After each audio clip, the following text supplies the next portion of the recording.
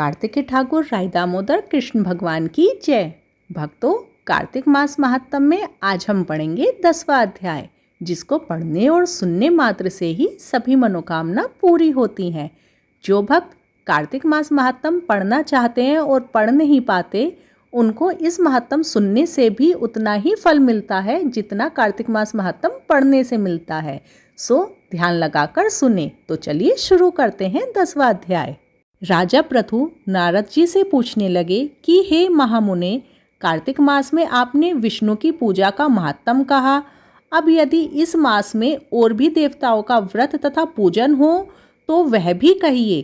तब नारद जी कहने लगे कि अश्विन शुक्ल पूर्णिमा को ब्रह्मा का व्रत होता है और कार्तिक कृष्ण चतुर्थी को गणेश जी का, सप्तमी तथा अष्टमी को अहोई देवी का तथा अमावस्या को श्री महालक्ष्मी जी का व्रत होता है। अब हम मनोवांछित फल देने वाला, अति पवित्र, पापों का नाश करने वाला तथा पुण्य को बढ़ाने वाला कार्तिक कृष्ण चतुर्थी का व्रत कहते हैं। यह व्रत स्त्री तथा पुरुष दोनों ही कर सकते हैं। प्रत्येक स्त्री, विवाहित, विधवा, सावित्री, कुमार, प्रौढ़, बाला, कन्या 8 वर्ष से अधिक को अवश्य करना चाहिए। जो स्त्रियां मुंह से इस व्रत को नहीं करती हैं, उनको वेधव्य दुख सहना पड़ता है। जो कुमारियां इस व्रत को करती हैं, उनको अच्छे पति प्राप्त होते हैं और जो विवाहिता करती है, उनका पति बहुत बड़ी आयु को प्राप्त होता है। चतुर्थी को प्रातःकाल स्नान कर अपना नित्य नियम करें, फिर चंदन आदि से गणेश जी का पूजन व व्रत का संकल्प करें। सायंकाल फिर गणेश जी का पूजन और चंद्रोदय होने पर चंद्रमा को अर्घ्य देवें। इसके पश्चात 1 मुट्ठी अन्न गणेश जी को, शेष कुल वृद्धा को देवें। नववधु के लिए व्रत विधि कहते हैं। तीज को सिर स्नान करें, रात्रि को दातुन करके सुख से सो जाएं, फिर चौथ के दिन सूर्योदय में नदी आदि में जाकर विधि पूर्वक स्नान करें और सुंदर वस्त्र आभूषण आदि धारण करें और सायंकाल को महोत्सव करें। तथा राजा पृथु पूछने लगे कि हे भगवान, महोत्सव किस प्रकार करना चाहिए। नारद जी कहने लगे कि स्वर्णादि के पात्र में 10 अष्टक रख घी से दीपक जलावें। सब पात्रों में कलश रखें। अपना पात्र हाथ में लेकर यह प्रार्थना करें, हे सौभाग्य, ये करवा हमारे हाथ से लें। हे कर्म वाली, नेत्र की ज्योति देने वाली, यह दीप लें।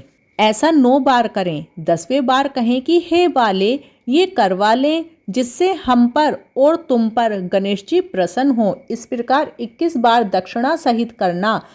फिर यह करवे गुरु, वृद्धजनों तथा ब्राह्मणों को दें। इसके पश्चात ब्राह्मण से कथा सुनकर और चंद्रोदय होने पर चंद्रमा को अर्घ्य दें। तत्पश्चात भोजन करें। जो कोई स्त्री मोहवश इस व्रत को नहीं करती, उसका चिरंजीवी पति भी नाश को प्राप्त हो जाता है। राजा पृथु पूछते हैं कि 12 महीने में गणेश जी का व्रत समान है, फिर कार्तिक मास में स्त्रियों के लिए विशेष रूप से कैसे है। यह व्रत मृत्यु लोक में कैसे प्रकाशित हुआ? क्या पहले भी इस व्रत को किसी ने किया है? नारद जी कहने लगे कि भद्रावतीपुरी में सुधर्मा नाम का एक राजा राज्य करता था।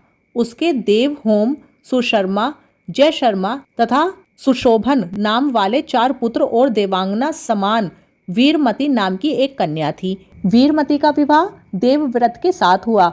दोनों बड़े प्रेम से रहा करते थे। एक दिन घर बैठे अचानक देवव्रत को सांप ने काट लिया, जिससे उसकी मृत्यु हो गई। यह देखकर वीरमती रोने और चिल्लाने लगी। तब उसके चारों भाई तथा माता पिता वहां पर आए। सारा घर दुख रूपी समुद्र में डूब रहा।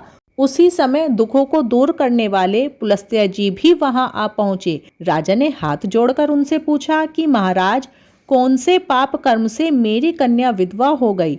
तब पुलस्त्य जी ने कहा कि राजन, कार्तिक मास में तुम्हारी कन्या ने गणेश चतुर्थी का व्रत नहीं किया था, बस उसी पाप से विधवा हुई है। पुलस्त्य जी कहने लगे कि एक समय ब्रह्मा, विष्णु, इंद्रादि सब देवता इकट्ठे होकर दैत्यों को नाश करने का उपाय सोचने लगे। तब ब्रह्मा जी कहने लगे कि गणेश चतुर्थी का व्रत सब दैत्यों का नाश करने वाला है। तब सब देवताओं ने कार्तिक कृष्ण चतुर्थी का व्रत किया और दैत्यों पर विजय पाई। विजयी होने पर सब देवता गणेश जी से कहने लगे कि वर मांगो। तब गणेश ने कहा कि कार्तिक कृष्ण चतुर्थी को जो स्त्री व्रत करे उसका पति चिरंजीवी हो और जो नहीं करे वो विधवा। इसलिए इस व्रत को अवश्य करना चाहिए। तुम्हारी कन्या ने इस व्रत को नहीं किया, इसी कारण विधवा हो गई। अब भी यदि व्रत करे तो इसका पति जीवित हो जाएगा। पुलस्त्य जी तो यह कहकर चले और वीरमती ने अपने मृतक पति के शरीर को तेल में रखवा दिया। कार्तिक मास आया तो विधिवत व्रत को किया और कथा सुनी। रात्रि को अर्घ्य देकर ब्राह्मणों को दान दिया तो इस व्रत के प्रभाव से उसका मृतक पति फिर जी गया। इसलिए स्त्रियों को सौभाग्य और संतति के लिए इस व्रत को अवश्य करना चाहिए और कथा को सुनना चाहिए। कथा को न सुनने से व्रत का आधा फल रह जाता है और पढ़ने व सुनने वालों को अनेकों गोदान का फल प्राप्त होता है। कार्तिक मास महात्म्य में ये 10वां अध्याय पूरा हुआ। कार्तिकेय ठाकुर राय दामोदर कृष्ण भगवान की जय। भक्तों, वीडियो अच्छी लगी हो तो लाइक शेयर करें और आगे की कथा महात्म्य सुनने के लिए चैनल को सब्सक्राइब करें। हरि बोल।